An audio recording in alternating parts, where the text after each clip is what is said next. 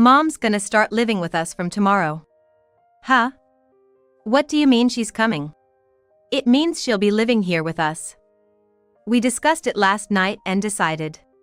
But, how can? Why does my husband always decide everything on his own? First off, what are we gonna do about your mom's room? We don't have a spare room, do we? Then, you'll have to vacate your room by tomorrow. Don't just decide things on your own like that. Quiet. I'm paying $2,000 in rent, so you'll do as I say. My name is Catherine. I'm a 34-year-old owner of a small boutique. My store is a tiny spot on the edge of town, sustained not by heavy foot traffic but by the loyal locals who frequent it.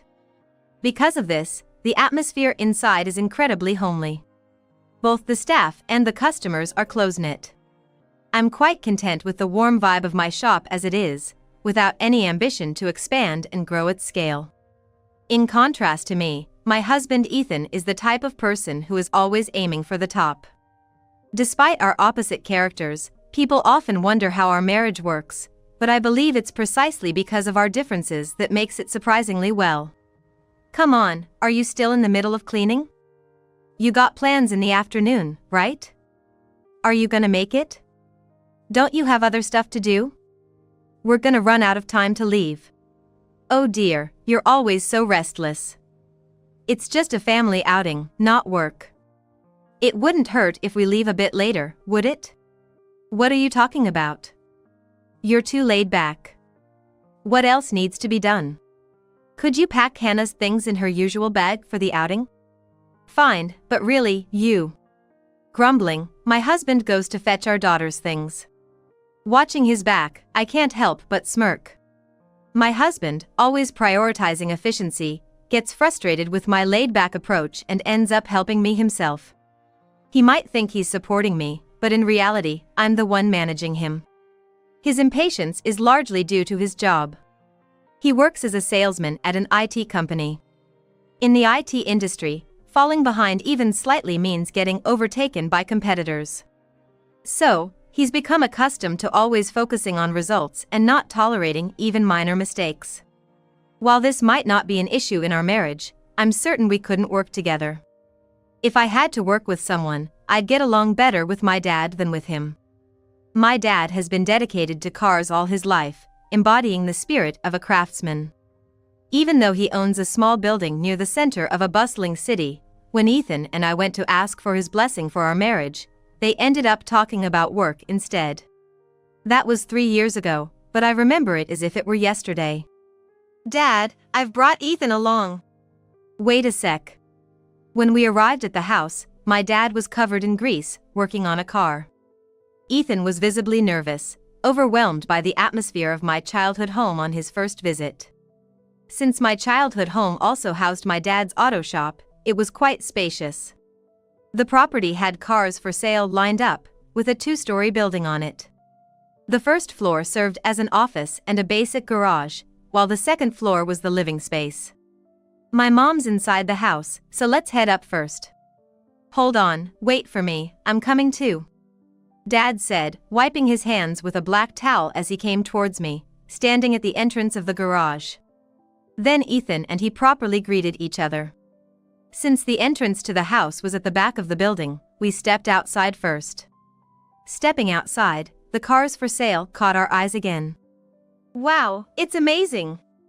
Having such a grand auto shop right in the middle of the city. I heard you bought both the land and the building, right? Must have been a lot of hard work and effort to get them. Nah, I just liked cars and ended up working with them. Got the land and building a long time ago, wasn't as expensive back then. Still, that's impressive. Shows you had foresight. Has there been any change in car sales over the years? Yeah, recently there's been a bit of a trend in selling cars for collectors. So, the value of retro, older cars has gone up quite a bit. Sure, there are a lot of cool-looking cars. But back in my day, I couldn't imagine buying a car just to look at it and not drive it on the streets for such a high price. I see, that's a significant change. Ethan, always eager to improve, bombarded my dad with questions, his curiosity getting the better of him. But my dad didn't seem to mind, answering Ethan's questions as if he were dealing with a customer. It seemed like Dad also slipped into work mode a bit. Neither my mom nor I know much about cars, so having someone show so much interest probably made him happy. Once they get going, I know the two of them won't stop. Leaving them engrossed in their conversation, I climbed the stairs at the back of the building and entered the house alone. I explained the situation to my mom and we peeked at them from the window. Seeing my dad and Ethan talking with serious yet joyful and satisfied expressions, my mom and I laughed together. It's incredible how well they've hit it off from the first meeting. Yeah. But imagine if he ends up just like Dad. Then you'll have to keep a tight rein on him. This was a pleasant memory from when we asked for my dad's blessing for our marriage. By the way, we now live in the living space above where my dad used to run his auto shop. Recently, upon turning 65, my dad decided to close the auto shop and bought a house in the countryside to live a relaxed life with my mom. After working almost 40 years non-stop in the city, they planned to enjoy their retirement in the countryside. Successful from his auto shop, Dad has enough money to semi-retire comfortably. With Dad moving out and the family home becoming vacant, he suggested we live there. Dad's saying we could use the house. What do you think? Huh? Isn't he going to sell it or rent it out? Yeah, Dad finds dealing with the house is too much hassle. Selling or renting involves a lot of paperwork and preparations, right? So if we use it, he's thinking of eventually handing it over to us. So, you mean you'll inherit the house and land? Well, yes. It's almost like a verbal agreement because he's tired of handling complicated matters after focusing on his work for 40 years. I see. Maybe he thought giving us the house now would be like he's getting things in order before he's gone, so he decided to lend it to us instead to avoid making us feel obligated. So, how much is the rent? Rent? About $2,000, I guess. For that size and a 3-bedroom living space, right? That's quite a steal given its location in downtown and better access to everything compared to where we live now. Plus, with Hannah being born, maybe it's time to take the plunge and move. Hearing the rent was $2,000, Ethan seemed to warm up to the idea and agreed to the move. Ethan has a bit of pride. So, I was worried that he might resist moving into my parents' generously offered home, seeing it as relying too much on them. But with the move decided, I breathed a sigh of relief. It's a win-win. My parents can move to the countryside without worries, and we get a great place to live. However, Ethan had one condition. We'll move, but I'm paying that $2,000 rent. It's a matter of pride for me. Huh? Oh, okay, sure. Thanks. Ethan couldn't stand the thought of just living off my parents. Even though we share finances, he insisted on paying the rent himself. Pride can be such a hassle at times. Thus, we moved to the heart of the city, and life became much more convenient. I thought we were set for a comfortable life, but living in my childhood home brought a new issue. After moving, my mother-in-law started visiting often. It's natural she'd be curious about her son's new home. But her visits became too frequent, almost every week, prompting me to gently inquire. You've been coming over almost every week and staying overnight, then going out on your own. Maybe next time you could go out with us? Oh, don't worry about me. I like going out for drinks with my friends. They'd be bothered if you two came along. I wish my mother-in-law would be a bit more considerate. It's tiring having her over every week, even if she is family. Moreover, my mother-in-law has recently taken a liking to going to see a play, and she and her friends go to the theater every week and get excited discussing their impressions of the play in the bar on the way home. She effectively used our home as a hotel. Really, you don't need to worry about anything at all. After a long bath, she'd even help herself to the high-priced ice cream in the freezer. That was what I had bought as a treat for myself. I really wish she'd show just a little consideration. If she were visiting out of concern for Ethan or to see Hannah, I'd understand. But using our home as a base for her hobbies doesn't sit right with me. So, I talked to Ethan about it, but surprisingly, he took his mother's side. She does help out with chores and laundry. she's trying to support you with housework and childcare. So, she shouldn't even enjoy her hobbies? Well, yes, her help is appreciated, but it's exhausting when she comes over so often, even when it's not needed. Huh? Are you that ungrateful? If you're going to complain about my mom, then make sure you can do housework, childcare, and your job perfectly, so no one can criticize you. Ethan completely disregards my feelings. He implies I should produce results if I want my demands met. That makes sense for work. But this is about our family life, and I'm struggling. Everyone has their limits. To be honest, I feel like my mother-in-law's behavior is generally unreasonable. After trying to talk about it, it's clear that I can't expect Ethan to take my side. But I couldn't just let it go. As a last resort, I sought help from someone. Suddenly, my mother-in-law stopped coming over. Lately, my mom hasn't been coming over at all, huh?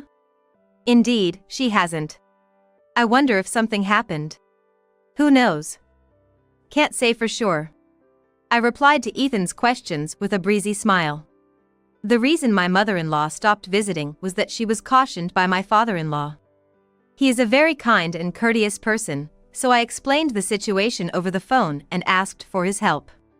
It seems like Ethan doesn't know why his mom stopped visiting, so it appears my mother-in-law kept it a secret that I asked my father-in-law for help.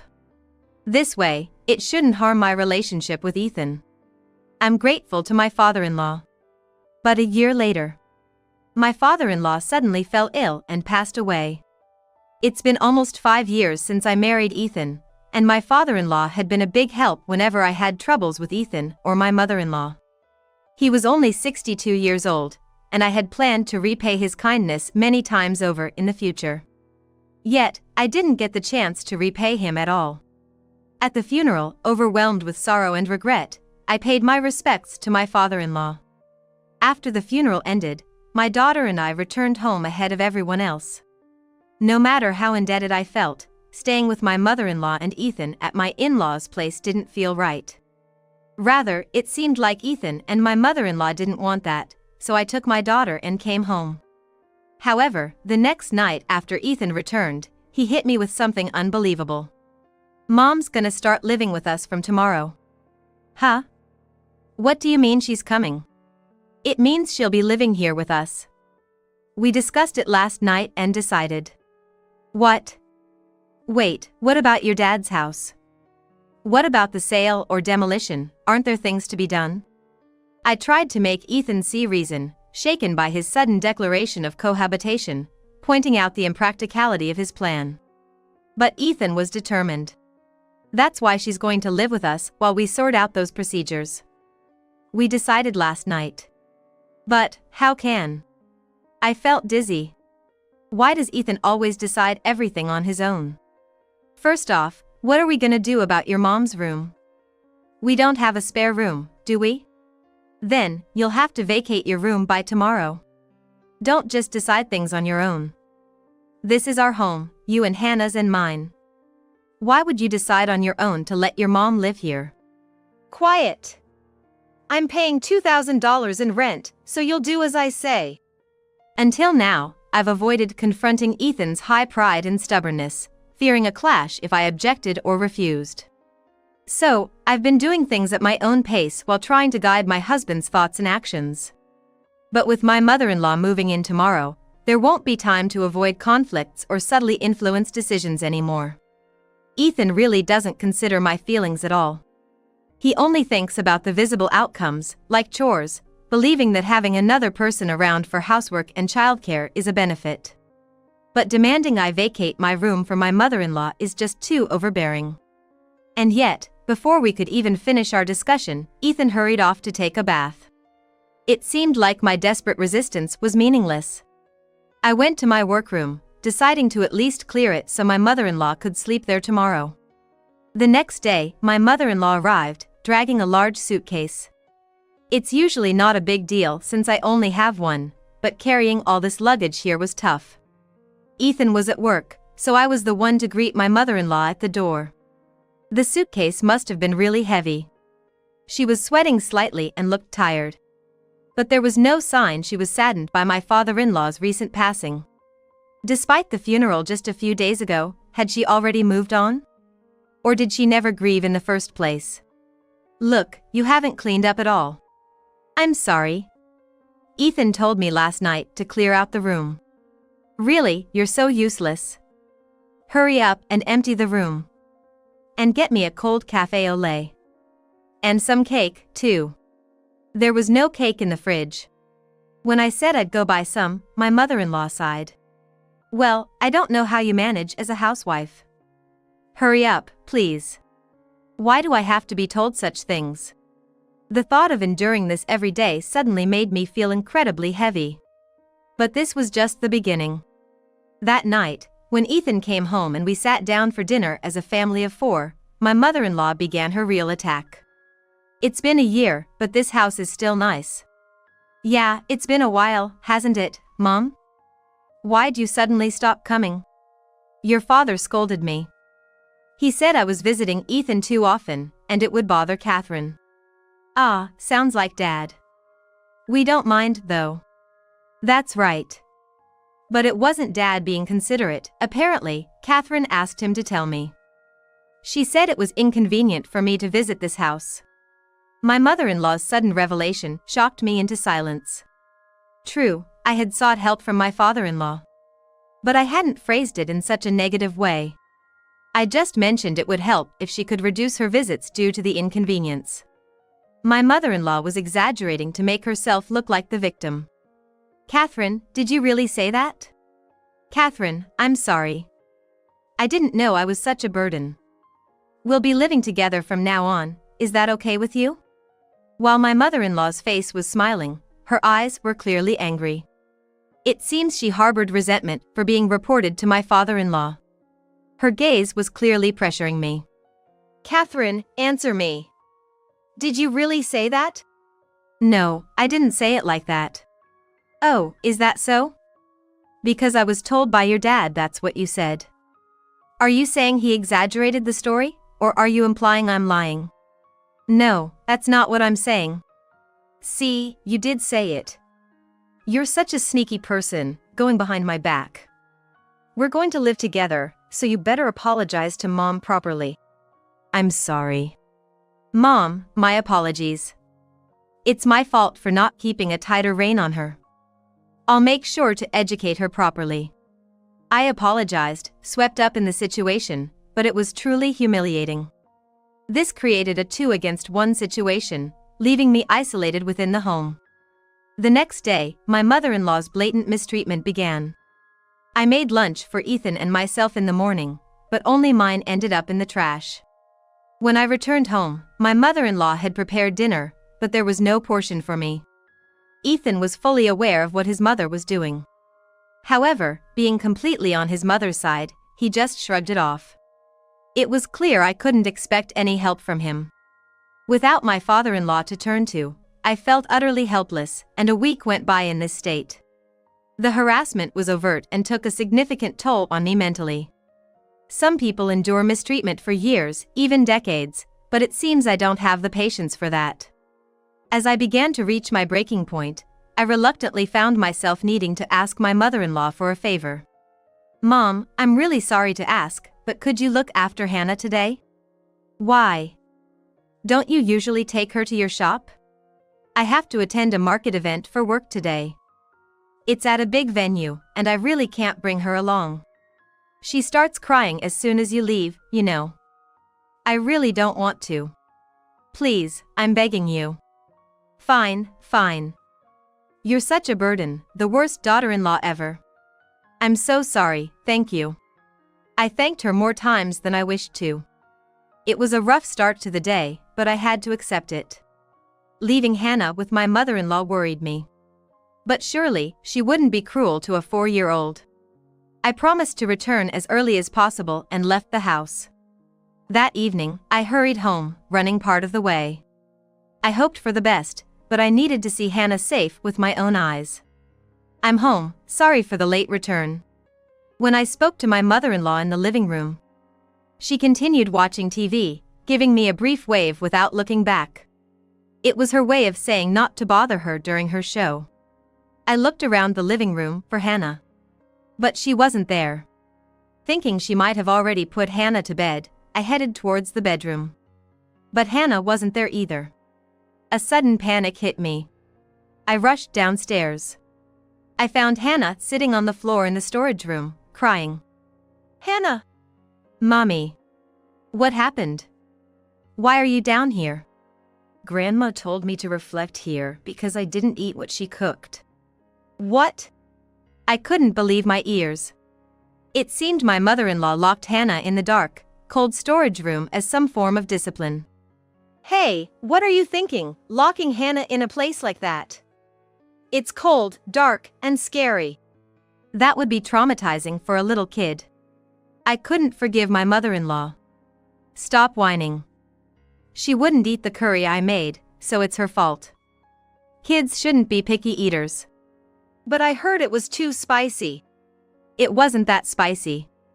I tasted the curry left on the stove. It was incredibly spicy, even for me, and my tongue burned. "How can you expect a child to eat something this spicy?" "Enough. Children need to eat what they're given. That's how you discipline them. If it were something edible, that would be one thing, but even adults would find this impossible to eat." "Hey, why are you raising your voice? Everyone outside can hear you." Ethan came back just in time. Usually, he sides with his mother, but if he knew what Hannah went through, he'd surely take my side. However, my hopes were quickly dashed. "Hannah, you can't be picky about food. Grandma made it specially for you. I'm disappointed you'd do something so awful. Go apologize to her." It seemed neither my mother-in-law nor Ethan was reasonable. "Don't joke with me. You're not even upset your daughter was treated like that. I can't stand this anymore, leave right now." "What? Why should we leave? This is my parents' house, so it's only natural you two leave." I did put Hannah in the storage, but it was for discipline. That doesn't mean we should be thrown out. That's right, what Mom says goes. Besides, I'm paying the rent here, so it's practically my house now. If anyone should leave, it's you." Talking seemed futile. My frustration turned into utter disbelief. "Fine, I'll leave. And let's get a divorce." "Fine by me. You never respected my mother anyway. Never thought I married someone so unreasonable. Then, I'll ask my dad to prepare a proper rental agreement for this place." "Go ahead. A spacious property in the heart of the city, with a luxurious storage space on the first floor. I thought $2,000 was a bit much at first, but it's worth it. We'll continue living here comfortably with Mom." My mother-in-law and Ethan are thrilled they can continue living in this house. Incredibly, they don't seem to consider the divorce that important. Thinking about the 5 years I've spent in marriage with Ethan makes my blood boil. And I can't forgive my mother-in-law for neglecting Hannah. Ethan, who doesn't see anything wrong with it, is just as guilty. I quickly packed our things and left the house with Hannah. It feels wrong that I'm the one leaving, but I think this will shatter Ethan's pride the most. I hope my mother-in-law regrets it too. Immediately after leaving, I called my dad and explained everything. "Ethan did what? So, what do you plan to do now?" "I want you to draw up a contract for Ethan." "Ah, I see. Going that route. Then he'll have no choice but to leave." Before I could explain further, my dad understood my plan. We're truly parent and child, instantly on the same wavelength. A month later, I was divorced from Ethan and living in a monthly apartment with Hannah. After the divorce was finalized, I decided to bring the documents my father prepared to Ethan and my former mother-in-law. "Oh, you're here. Is that the lease?" "Yes, it is." I was led into the house. I felt odd, being guided around my own home. Sitting on the living room sofa, I placed the documents my dad had prepared on the table. Ethan picked them up. And immediately he noticed a supposed mistake. "Hey, this is wrong. The rent's listed as $20,000 a month." "Oh, really? That kind of mistake is unthinkable." Ethan and my former mother-in-law looked at me with cold eyes. But I calmly responded, "Yes, the rent is $20,000. That's correct. Cut it out with the weird jokes. The rent's supposed to be $2,000, right? Trying to kick us out with an inflated rent? That plan won't work on us. This lease is void. Stop playing around and bring the proper documents. Ethan thought he'd caught me in a scheme, looking triumphant. Unfortunately for him, there was no mistake in the document, and it was indeed drawn up correctly. The rent isn't a mistake. For this entire building and the spacious property, plus the first floor isn't residential but a commercial space. It's common for commercial leases to be higher than residential. When you add it all up, it comes to $20,000. Plus, this is a prime downtown location. That's the going rate for commercial rent here. What? That's ridiculous. We're only renting the living space upstairs. We have some stuff on the first floor, but we'll move it. That's not possible. My dad said if he's renting out this place, it has to be the whole property. It makes sense, right? If people living carelessly upstairs, it makes it hard to rent out the commercial space downstairs. The only reason we could use this house freely is because of my relationship with my dad.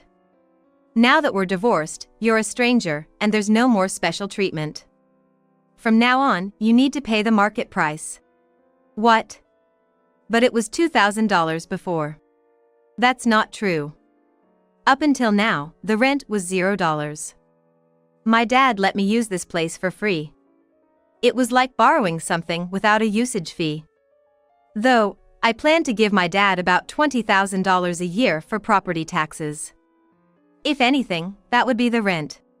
Rent $0? That can't be. You said the rent was $2,000. That was a lie. You're too proud, Ethan. I thought if I told you we were living here for free, you'd be hurt, so I made up the rent. Of course, the $2,000 you gave as rent went straight into savings. I also contributed $2,000 every month, saving $4,000 a month. The plan was to save up for 10 years and buy this house from my dad. It made sense and would have satisfied you. But that's no longer necessary. So, please leave now. Your salary won't cover a $20,000 monthly payment, will it? Wait, you can't just tell us to leave all of a sudden. Right, at least give us a 2-month grace period. So, you'll need to pay $20,000 for 2 months' rent. Is that okay? Oh. My mother-in-law seemed to realize the error of her statement and then fell silent. If you can't pay the rent, then leave. If you don't, I'll report you to the police. That's. Ethan and my former mother-in-law turned pale and hung their heads. Eventually, they decided to leave the house. It seems they quickly packed up and moved to an apartment. I had told them to leave within 2 weeks by the end of the month, and they did just that. Threatening them with a $20,000 rent if they delayed even a day probably had an effect. Ethan and his mother had already sold their own house and are now living in a cramped apartment. They thought they could afford luxuries after taking the house from me and spent lavishly on various expensive items. Those payments all came due at once, wiping out their share of the assets, leaving them with no choice but to live in an apartment. Plus, with the alimony payments each month, they can't afford a better place. Well, that's all their own doing. I have no sympathy for them. On the other hand, Hannah and I have moved back into the house and are living happily. Also, a trustworthy friend opened a cafe on the first floor, and I've been helping out there. The cafe has a small section for merchandise, and some of the clothing from my shop are also on display. Spending every day enveloped in the aroma of coffee and the scent of fresh-baked cakes is blissful. Going forward, I plan to prioritize Hannah while enriching my work and personal life. On the other end of the video call, my little sister, dressed in a dazzling outfit, was grinning widely. "Oh, sis, congrats on your wedding. What are you up to over there?" "Me? I'm just changing the dress." She said this as she showed her entire outfit on screen on the phone. She was wearing the exact same colored dress I had chosen. "I was curious what a wedding without any relatives would feel like. I'd love to see it." While acting innocently, my sister was subtly trying to one-up me. Sure. Upon seeing the screen, my sister exclaimed, "What? What on earth is happening over there at your venue?" My name is Nancy. I'm a 30-year-old office worker. I'm getting married to my boyfriend, Paul, who is a year older than me. We both share a hobby, watching professional baseball. We met at a baseball stadium, and he proposed to me on the way home from watching a game. We were in a situation similar to going into the 7th inning stretch without allowing a run, despite having runners on base. However, the enemy's 7th inning was unexpected. Enemy? That would be my sister. My sister, for years younger than me, is named Lily. Sure, she has a cute face. Even cuter than mine. My adorable little sister has a slightly twisted personality. She wants to imitate me in everything. It's been like that since we were little. Be it in school club activities, clothing, hairstyles, Lily copied everything about me. Thanks to her pretty face, whatever she does looks better than when I do it, and I end up being treated as a lesser copy, which makes me feel miserable. And what's more, she always behaves as if she made the choices before me. Even when I complained to our parents, they always sided with Lily, one way or another. Our relationship as sisters isn't bad, but there have been plenty of times when I've felt the greatest hate springs from the greatest love. But when she mimicked me even in the matter of getting married, I was truly taken aback. After introducing each other to our parents, going through the engagement process, Paul and I finally started preparing for our wedding. We toured several wedding venues, compared estimates and dates, and deliberated seriously. We put as much thought into it as predicting the starting lineup of our favorite baseball team. After all that effort, we found a place where we could hold the ceremony on the anniversary of the day we started dating. It's destiny. Let's have the ceremony here.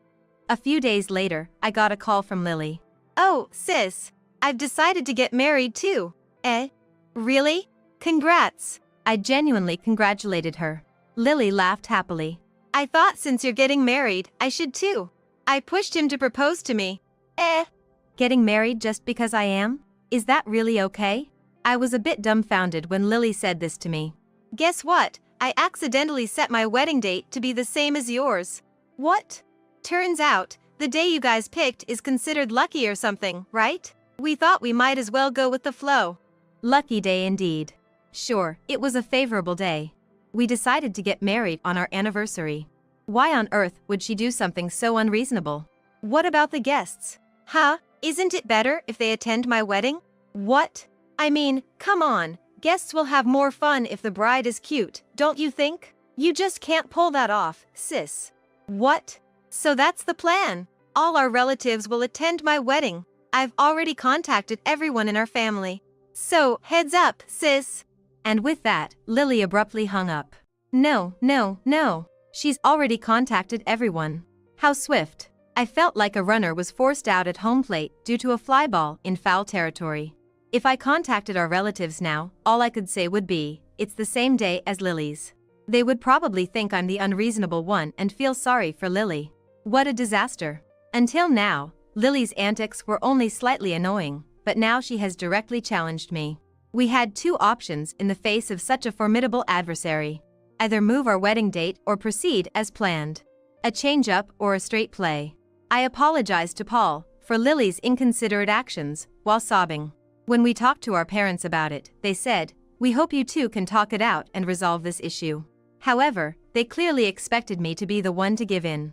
I cried again out of frustration and sadness. I'm fed up with my sister and parents who seem happy about ruining their eldest daughter's wedding. My husband genuinely listened to my concerns.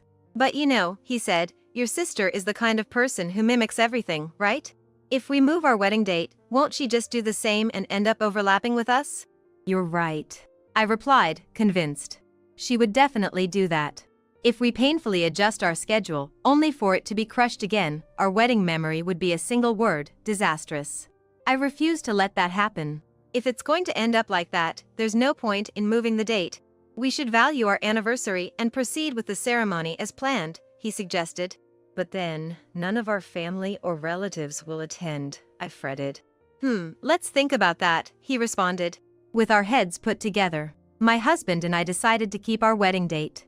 Our parents were terrified at the thought of their two daughters having their weddings on the same day, causing a scramble for attendees. Think again. It will inconvenience our relatives. At least push it back by 6 months. You don't say the same thing to her. She was the one who selfishly decided this. I guess you all think that if I back down, everything will resolve itself. I won't just do as you say anymore. This is my once-in-a-lifetime wedding. We didn't mean that. When I shouted my feelings out loud, my parents were flustered. But soon they confronted me with stern faces. Apologize. Your dad and mom didn't mean anything like that. It's rude to talk to your parents like that. What nerve. If I were the judge, parents like these would be ejected. That's it. I no longer see you as my parents. Goodbye. I am no longer your daughter. And so, I had a fallout with my parents. I didn't feel sad. Instead, I felt surprisingly relieved. It was their choice. After falling out with our parents, my sister contacted me immediately. Sis, what did you say to mom and dad? Both of them look really scared. The atmosphere at home is so tense. I told them I'm not changing the date for the wedding. What? My sister gasped.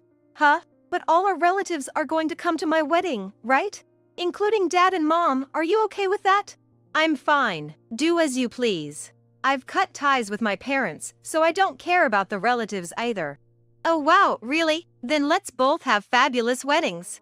I think my sister's audacity is amazing. She's the type to pretend she's hurt even if she wasn't hit by a dead ball. The only reason we've been getting along as sisters so far was because I've been putting up with her. I've been silently enduring, just to keep our family together. Perhaps that fueled my sister's audacity. By the way, sis, what kind of invitations did you choose? What pattern? What color? Are the addresses handwritten or printed? I haven't decided yet. What? Make up your mind. You've got a great taste. I want to use yours as a reference. A reference? So that means she's planning to copy me. As my husband predicted, if I were to change my wedding plans, she would follow and mimic me. Once I became aware of how much I had been enduring, my sister's copycat behavior began to feel like a tremendous stress. But wait, this might be an opportunity. An opportunity to stop unnecessary endurance. An opportunity to give a piece of my mind to my annoying sister and my insensitive parents. I have a few options in mind. Oh, wait, I'll send you some pictures. I decided to be unexpectedly kind to my sister. My sister, oblivious to my intentions, rejoiced with a purr of delight. Wow, I'm so happy. I knew I could count on you, sis, she exclaimed. If she wanted to rely on me, then so be it. Even I am capable of pulling off a trick play. After that, I lost all contact with our parents. We cut ties, after all. But I still keep in touch with my sister. As expected, she chose the same invitation I did and politely sent one to me as well. Then, she started fishing for information. So, about your wedding. I have been properly responding to her. As the wedding approaches, our frequency of contact has increased. What color is the dress? What kind of fresh flowers? What is the ratio of men to women on the venue staff? I am increasingly irritated by my sister, who asks me about everything. With a text that read, "I've chosen this dress. It looks good on me, doesn't it?" She sent me a picture of herself wearing the exact same dress I chose. If she wanted to mimic me that much, then let her. I made a phone call to my sister for the first time since the day she informed me of her wedding date.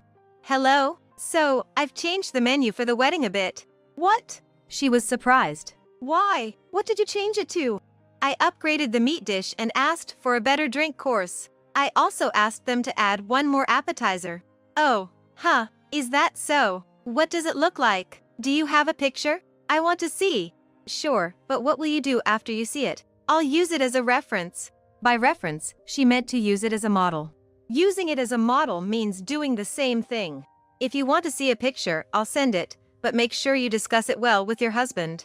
Changing the menu can significantly affect the wedding expenses. You said you couldn't afford any more expenses last time.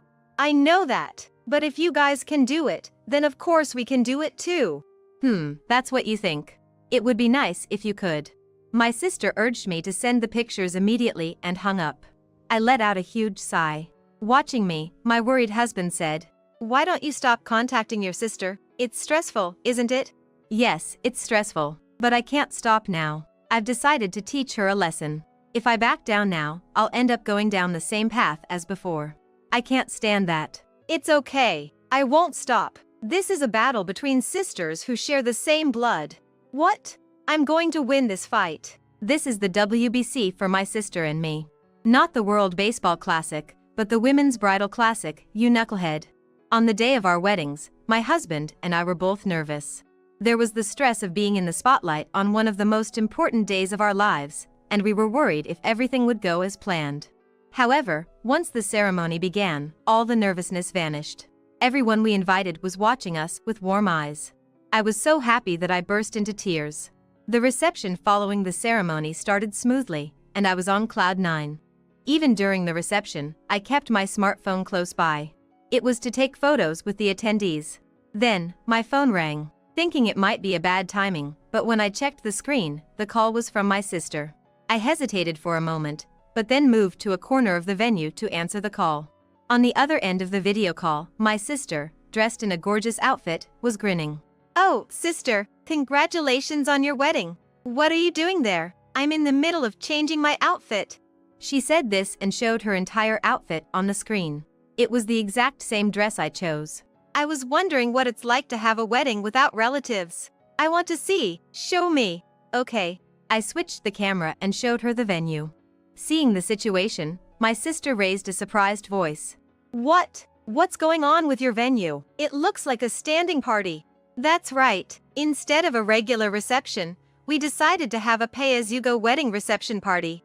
What? When my sister decided to have her wedding on the same day, we realized that a regular reception would be difficult. Honestly, we felt helpless. So, we consulted with the venue staff, and they proposed this idea of a pay-as-you-go wedding reception party. We decided not to have a formal reception, but a casual party instead. We made the opening speech, the toast, and the closing speech. The rest of the time was dedicated to chatting and recreation. We asked the guests to contribute an attendance fee, and we didn't accept any gifts. The food was buffet style. Normally, a reception serves a full-course meal, so you need a large space on the table. As a result, the number of people who can sit at one table is limited. However, with a buffet style, you can increase the number of people around a table. More people at a table means you can invite more people. The attendance fee multiplied by the number of invitees becomes the budget for the reception, so the more you can invite, the bigger your budget becomes. And because it's an attendance fee and not a gift, it's easier to manage the finances. We were able to increase the grade of the food within our budget. The reason I was able to be on the phone at the edge of the venue despite being the main character is because it's a casual party after all. I didn't know anything about that. I wasn't told. I didn't mention it. Why not? Because you would have just copied it. I didn't want you ruining my special day anymore. If I told you, I would have to tell the bosses and relatives that I already invited, not to come. On the other end of the phone, my sister's mouth was hanging open, her face looking a bit pale. That dress looks good on you. It's the one I chose. Eh? Yeah. Eh? But you're going to wear it too, right? You said you were going to change outfits. I've already worn it for the photo shoot, so I won't be wearing it today. We're changing into the team's uniform for the rest of the ceremony. What? We've invited our fellow baseball fans. We're really looking forward to having a blast. But, that's nothing like my wedding. It might not be. Well, let's both have a wonderful day. Bye. With a full-hearted smile, I waved to my sister. I felt refreshed. It felt like I had finally settled a grueling match. I returned to the circle of guests with a bright mood. Later, I sent a postcard announcing my marriage to relatives. According to a relative who called to congratulate me, my parents avoided talking about me as much as possible on the day of the wedding. When asked if we had a fight, they replied, "She is no longer our child." Wow. So, I'm no longer their child. Just what I wished for. I don't need parents who take my sacrifices and patience for granted. I'll leave them behind. My sister was emotionally unstable in the latter half of the wedding. Up until then, she was over the moon as the star of the show. But that changed as soon as she came back from changing her outfit. She was restless and couldn't calm down. She was nervously attentive to the staff's movements and the flow of the reception. She even asked if they could change the dishes from that point on, or if there was anything that could be cancelled. How unreasonable. The venue staff must have had a hard time. As long as she was copying me, she could escape responsibility by saying I did the same as my sister, if there was any flaw. But this time, on the big stage of the wedding reception, she couldn't use that excuse. Because my sisters and my weddings were completely different. The responsibility for ignoring the budget and demanding upgrades to the food and changes to the outfits all fell on my sister. She probably started looking for a realistic line in a panic, but it was a little too late. According to the relative who told me the story, the food was very wonderful. Because they changed the usual menu to mimic the food at my wedding party, it was a special menu. On top of that, they upgraded the food, so the cost of the meal alone must have been hefty. Changing outfits also incurs costs for the dress and makeup. I wonder how much the total payment was. It's like signing a free agent without considering the team's budget. And as a result, the cost unnecessarily ballooned, the relationship with the husband's parents deteriorated, which affected the couple's relationship. Their marriage started with the relief pitcher getting burned and giving up a lot of runs, so it's no wonder it didn't go well. They apparently separated soon after they returned from their honeymoon. But my sister, it seems, can't even return to the family home she should have been able to rely on. In our parents' home, from which the crucial element, me, had been removed, the relationship between my parents and my sister seems to have become rapidly unstable. She told me everything, probably to put the blame on me, even though I hadn't asked for any of it. Divorce seems inevitable. It's a pity. But I don't feel guilty at all. When she finds her next partner, I hope she will think and act independently. Once the rush of the wedding was over, my husband and I visited my in-laws. We went to express our gratitude once again to my in-laws, who understood our decision to forego a wedding ceremony and reception with relatives, and to hold a wedding party instead. To our surprise, my in-laws had prepared a luxurious cake for us as a surprise. The room was beautifully decorated and there were pretty flowers everywhere. They warmly welcomed us, congratulating us on completing the party. Despite not being able to see their son in his tuxedo because of my circumstances, they were incredibly kind to me. I was so grateful and moved that I burst into tears. In front of my in-laws, who were holding up their cameras, my husband and I cut into the cake together. Wedding cake cutting. Despite losing heavily to the opponent's lucky 7th inning, we managed to hit a grand slam and pull off a spectacular comeback. We swept away the old family, and now it's the start of a new life. We will surely be happy from now on. Has the poor old hag kicked the bucket yet? I glared at the man, anger stirred within me by his words. This was my ex-husband, who had abandoned his blind mother to elope with his mistress.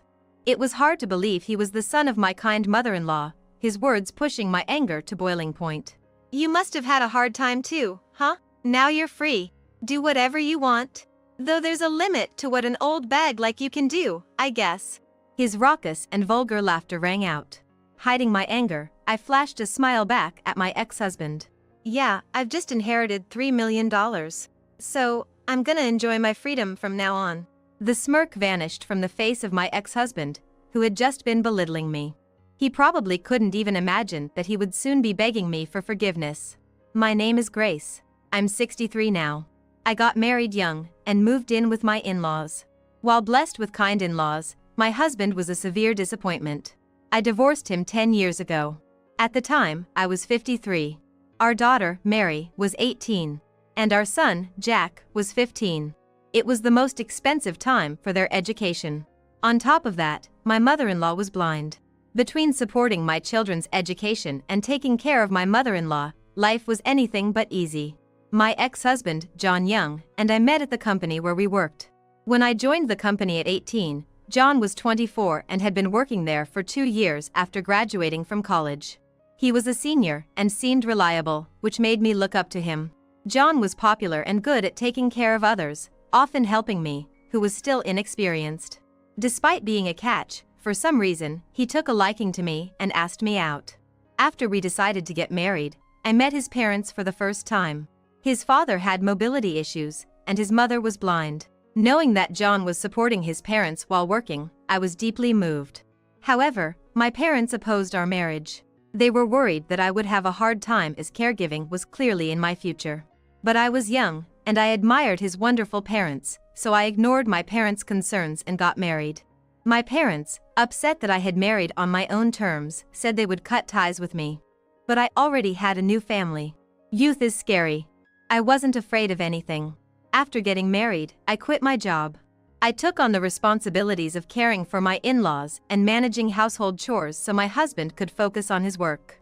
My in-laws were deeply appreciative of me and treated me as their own daughter. They never forgot to express their gratitude and show consideration towards me. Although caregiving was difficult, spending so much time with them made it less of a burden. My husband worked late every day. I was under the impression that our household was running smoothly.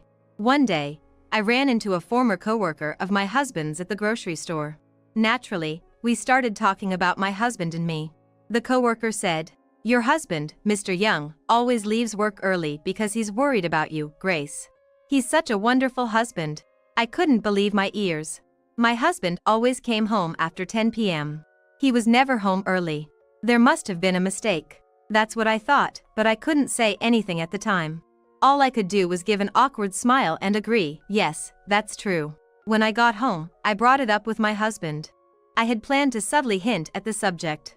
"You've been coming home late recently. Can't you come home a little earlier? I feel bad for your father.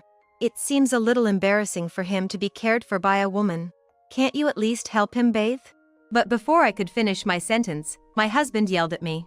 "What? I'm working, you know? I'm not just messing around. Tell my dad not to be so demanding." "But your father isn't demanding anything. I just felt that way." My husband seemed to have no intention of helping with the caregiving. Moreover, I felt he was being too defensive. My bad hunch was probably right. But I couldn't admit it at that time. I was scared of what would happen to me if I confronted him and discovered something I didn't want to know. I had gotten married against my parents' wishes, so I didn't have a home to go back to. I was worried about my in-laws too. In the end, I chose to live each day as usual. One day, I thought of buying an electric wheelchair for my father-in-law. Right now, he gets by with a cane and a manual wheelchair. But with an electric wheelchair, he could even go for a short stroll. If I put my blind mother-in-law in the wheelchair and push her, we could go for walks further afield. I discussed this with my husband. I never doubted that he would agree. But his response was lukewarm. "Huh? Do we need it?" My husband made a grimace at my suggestion. "I'm barely making ends meet with my income. Do we really need to spend money on that?" We were not well off, that's true. But if the wheelchair could bring even a little happiness to my in-laws, I wouldn't consider it a waste of money. So, could we perhaps borrow a bit from the bank and repay it later with my in-laws' pension? I mused. John seemingly partially agreed, warning, "Just don't put me in trouble." I couldn't relay his words verbatim to my in-laws. Yet, when I conveyed the message positively, indicating we could borrow from the bank, my father-in-law was elated. Together, we visited the bank, set up a loan, and purchased an electric wheelchair. My in-laws were utterly thrilled.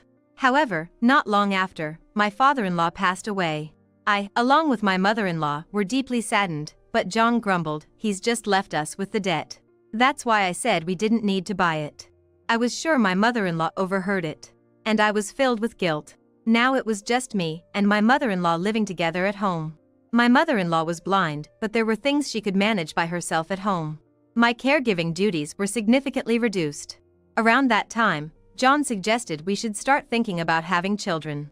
I was doubtful about John at first, but if he's saying that, maybe there was some misunderstanding before.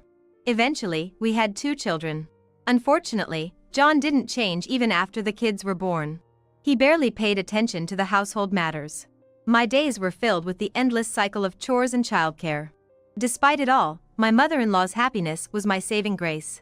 She couldn't see the grandchildren with her eyes, but the lively sounds of children had added more smiles to her face since the loss of her husband. We continued to live a happy life from then on.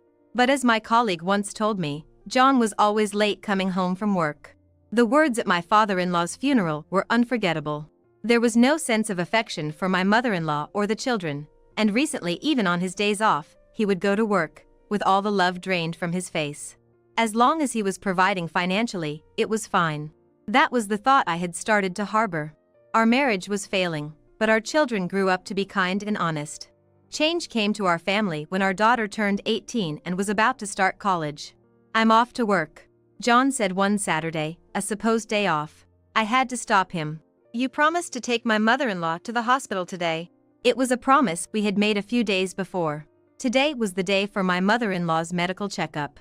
It was also the day when my daughter was moving into her dorm as she began college. Knowing these plans in advance, I had asked my husband to take my mother-in-law to the hospital. What? Isn't that your job as a housewife? He yelled at me. Didn't I tell you that today is Mary's move-in day? I need to help her set up her new life and get everything ready before college starts. Apparently, my fiery response agitated my husband. I had never talked back or made such a fuss before. It seemed my outburst surprised him and he was quite upset.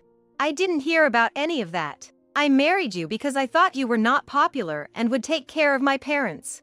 Now you want me to take care of my mom? If you can't do it, let her go alone. I was dumbstruck by his words. What a terrible person he was. I had noticed that he was avoiding my mother-in-law. But it's too much to ask a blind woman to go out alone. What's more, his insulting words towards me were unbearable. Knowing the reason why my once popular husband married me, I was filled with regret. That's enough. That's all I said to my husband. I had given up expecting anything from him. Seeing that I did not retort, he seemed satisfied and said, "Then, take good care of the old lady and the kids." After saying that, he never returned home again. In the end, I had my eldest daughter take care of her dorm move-in and purchase the necessities for her new life.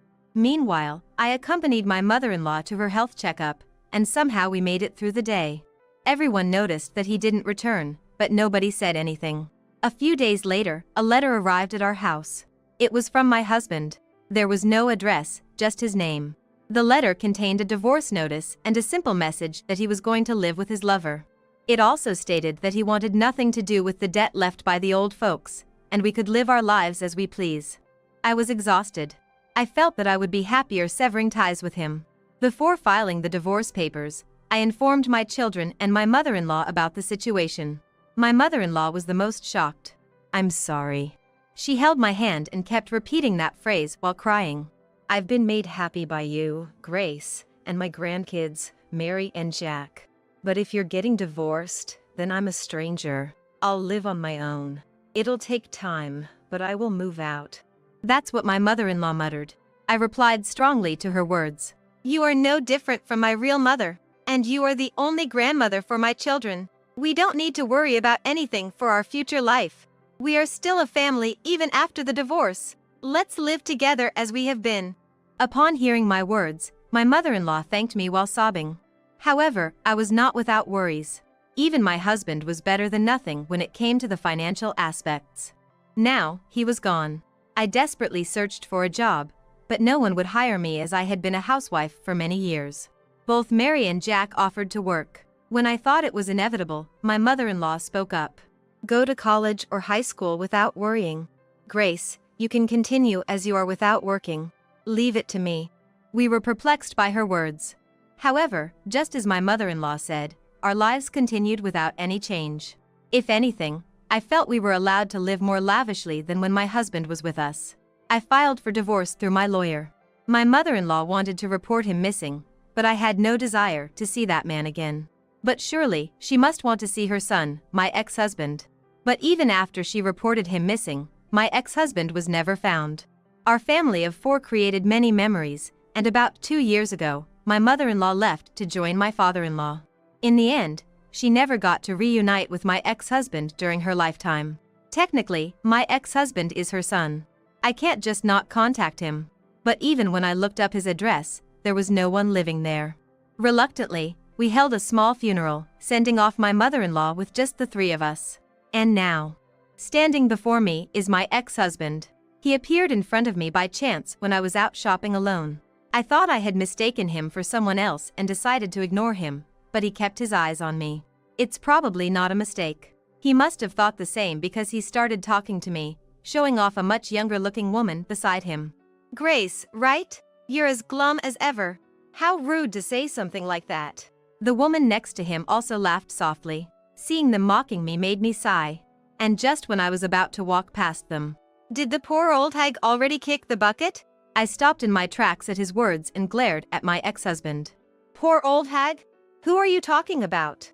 As I asked him that, he smirked and answered, "You know who I'm talking about, don't ya? The blind old hag we lived with. Heard it through the grapevine. Must have been tough for you, huh? But you're free now. Do what you want." Well, there's only so much freedom an old hag like you can handle. This crude laughter bellowed from my ex-husband. The anger inside me was reaching its boiling point. But if I show anger here, I'll be playing right into his hands. I suppressed my rage and smiled back at him. Yeah, I received an inheritance of about $3 million. So, I don't have to work anymore. I'm living life freely. Thanks for your concern. What? The smirk on the face of my ex-husband, who had been belittling me just moments ago, vanished. See ya. My ex-husband stood dumbfounded. As I was about to walk away, he hurriedly called out to me. Wait a minute. An inheritance of $3 million? What are you talking about? What am I talking about? I mean exactly what I said. Thanks for disappearing. Because of that, I was able to inherit smoothly without you in the picture. Upon hearing my words, my ex-husband turned pale. I thought it served him right. I had no intention of telling him anything, but I guess he should know. He should know how foolish he is. You're kidding me. I'm her son, right? I didn't hear about any inheritance. I should have a right to get a share, too. Upon hearing his words, I couldn't help but smirk. Well, yes, but you were gone. Did you know that after 7 years of disappearance, you are considered legally dead? What? So, your mother-in-law's inheritance was willed to me, your eldest son and eldest daughter.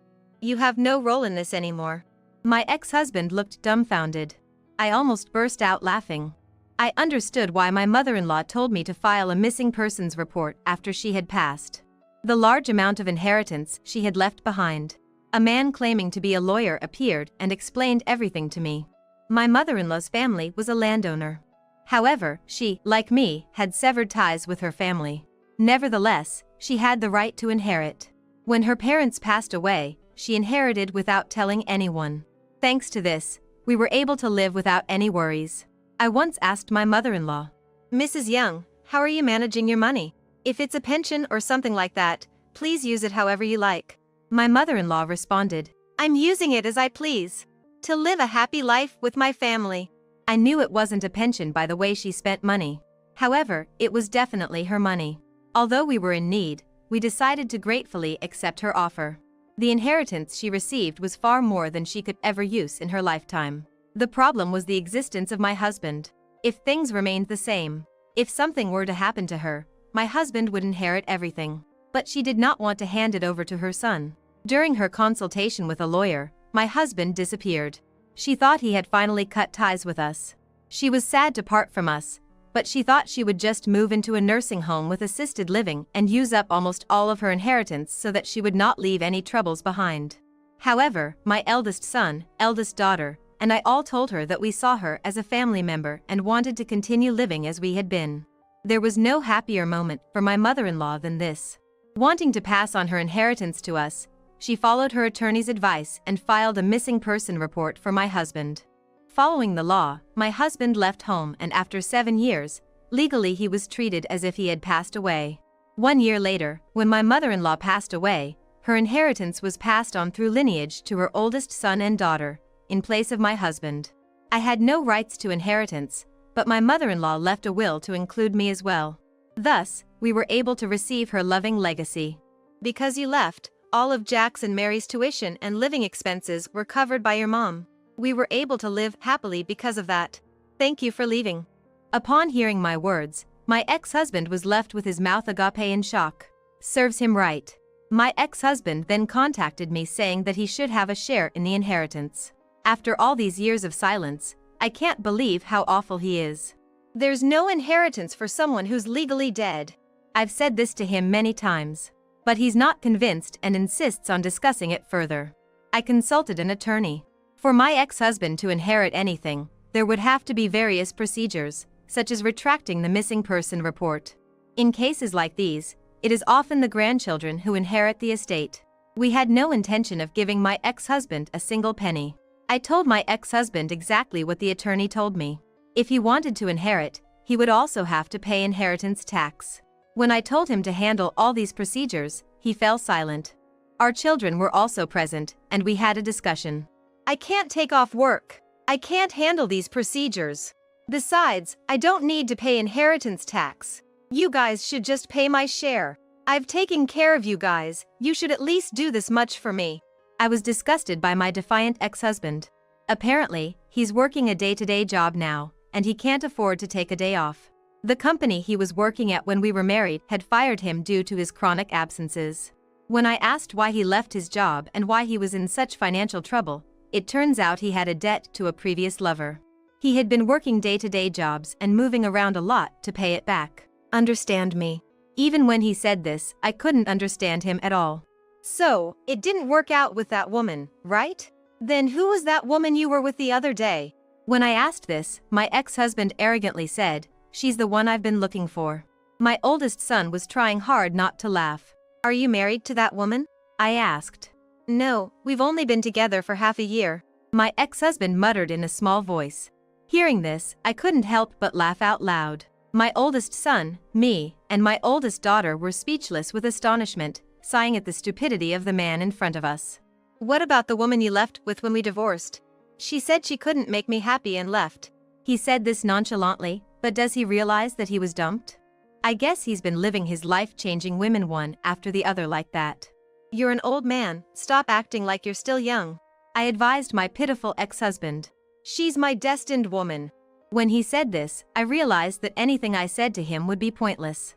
Thanks to the reunion with my ex-husband, I found out where he lives. Apparently, he's living in an apartment in the next town over, which is under his girlfriend's name. My oldest son bought the entire building and became the landlord. It's the money Grandma gave us. It would be a waste to just leave it there. I thought it would be better to have real estate. My oldest son said this. I thought he wanted to help his father, but that was not the case. On the contrary, if the rent is even a day late, he goes to demand it. The previous landlord was patient, but my son is not like that. You've put your mother through enough trouble. You selfishly chose this life, so you should suffer even more than she did. It must have been my eldest son's own way of punishing his father. My ex-husband, who had never been much of a father figure. The kids must have had their own thoughts about it. Maybe that's why he couldn't bear this life anymore. My ex-husband came to our home, begging for forgiveness. I'm really sorry. I pushed my responsibilities as a parent and a spouse onto you, Grace. I was in the wrong. I couldn't help but sigh at the sight. My ex-husband was desperate. But I also have a life to live. Can't you get Jack to cut me some slack on the rent? He must be really struggling to have to ask this with teary eyes. I don't know. If you had been a decent father to the kids, you wouldn't be in this situation. A failed son, a failed husband, a failed father, what's left in your life now? What was your life all about? You really need to think about that. My words left my ex-husband silent, and he left without a word. His figure looked so small as he walked away. In the end, my ex-husband was kicked out of his apartment due to rent arrears. His new place seems to be an apartment with a 50-year-old building where drafts come in.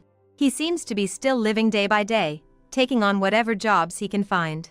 On the day we reunited, he apparently broke up with the woman he was with when he moved out of the apartment.